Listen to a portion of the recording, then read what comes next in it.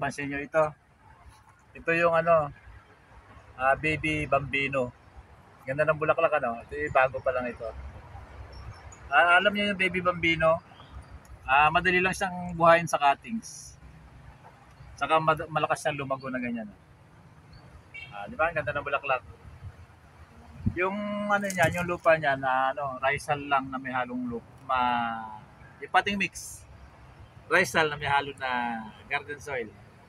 Ganyan siya, pakita ko sa inyo ganito. Ayan. Pakita nyo tuyong-tuyo siya kasi ayaw naman ng bougainvillea yung laging basang-basa, di ba? Lalo ngayon, malamig ang panahon. Pero napapabulaklak pa rin natin, di ba? Paikot ko lang sa inyo. Ganda, di ba? Baby bambino. Ayan. Ngayon pala nag-uumpisa, dahil pala niya mga ngayon palang lumalago. Ito, sarap na ikat nito. Pero hindi yan ang topic ko sa inyo. Ang topic ko sa inyo, kasi pagka tayo nag-cuttings ng mga bougainvillea, dahil dito. Pag nagbuhay tayo ng mga bougainvillea, siyempre, gusto natin yung malusog. Lalo ngayon, maulan. Sa lilim muna. Huwag nyo muna siya pagka ganito kalalaki, at maulan ng panahon, huwag nyo muna na i-direct sa ulan. Medyo ililim nyo muna para magtuloy-tuloy siyang mabuhay. Kasi kung minsan, may mga natatanggal ang dahon, nalulusaw yung ugat, namamatay yung iba.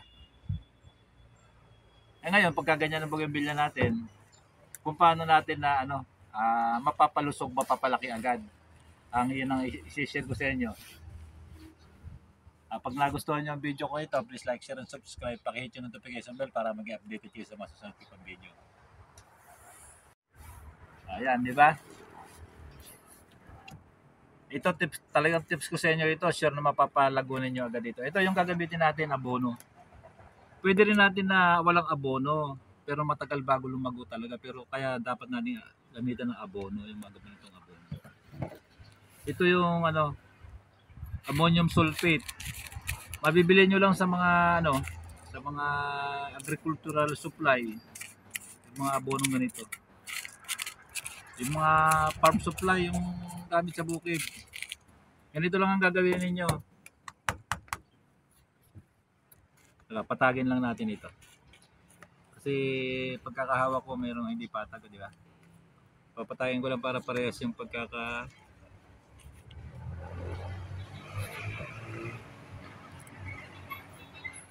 kukuha lang tayo na ganyan kadami,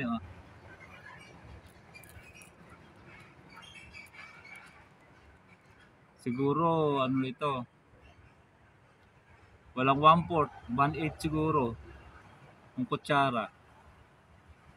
O hindi naman, ganyan lang kadami, ayan. Kita niyo? Lalagay niyo lang sa gilid, ganyan lang. Dalawang gilid o kahit na ipaikot niyo na. Maganda ito, ammonium sulfate, hindi sobra. Talagang makita nyo. Ganyan lang. Paikot lang natin sa gilid.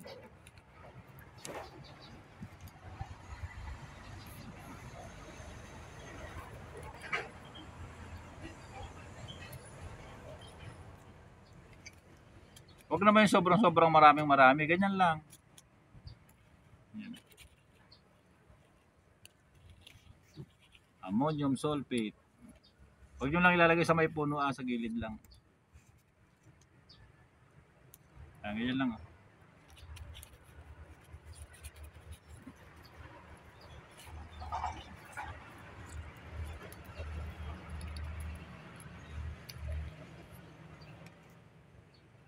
Dapat lang po na diligan natin agad. Madali lang malusaw ito, didiligan lang natin ng konti-konti na ganyan.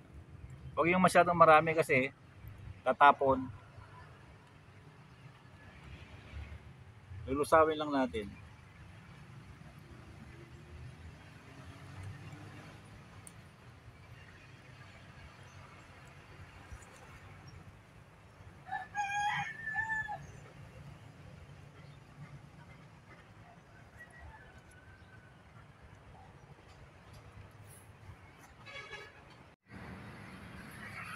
Ito yung mga ano,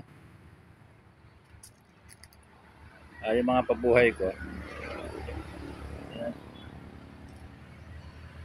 Ilalagyan ko ng sulfate. Sa pagkama yung maliliit pa lang.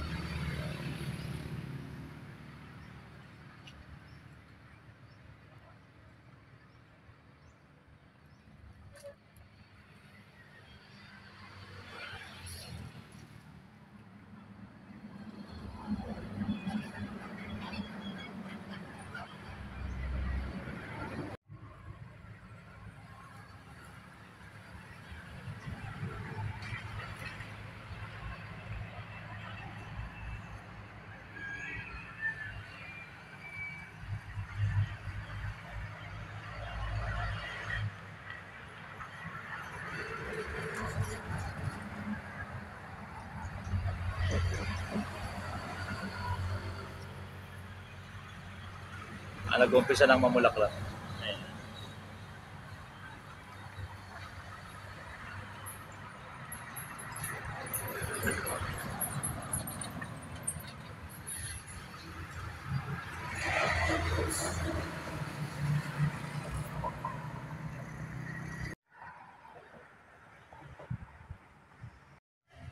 After 15 days to ganito na. Alam niyo yung talab ng abono na to, itong ammonium sulfate.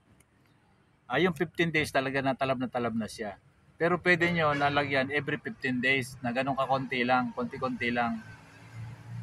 Yung siguro 3 times nyo nalagyan. Talaga pang-ripat na naman. Malagong malago na yon. Ito, minsan pa lang nalagyan ito. Kasi nyo, magkakaganito yung dahon niya. Sa umpisa, mag-uusbong siya ng ganyang karami. Mag-uusbong siya ng ganyan. Pagka naman tumatagal, nagaganyan na, siyempre. Alago, ano na? Alago nila.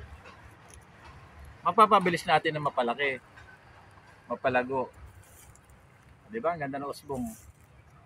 Dahil yan sa sulfate. Kasi, pagka yung urea ilalagay natin, hindi natin makontrol. Kung minsan, masyadong malakas.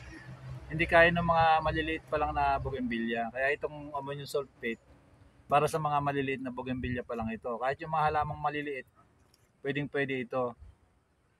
Kasi hindi sa sobra. Kasi pagka yung iba, nasobrahan mo ng lagay, natama doon sa ugat niya, mapapansin nyo na maglalanta. Malalanta yung dahon. Yung iba nalalaglag yung dahon. Pero dito sa sulfate, basta nilagay ninyo ganyan, yung ginawa natin, nagaya ninyo, diniligan nyo, okay na yun. Pagkaraan ng after 2 days, pwede nyo diligan uli ng konti.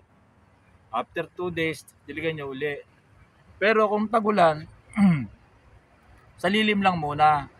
Yung hindi na siya masyado nauulanan kasi takot nga sa ulan, yung maliliit pa lang ng mga bougainvillea. Pero kung mainit na yung panahon, pwede na nyo na ipainit. Sa direct sunlight nyo na ilalagay.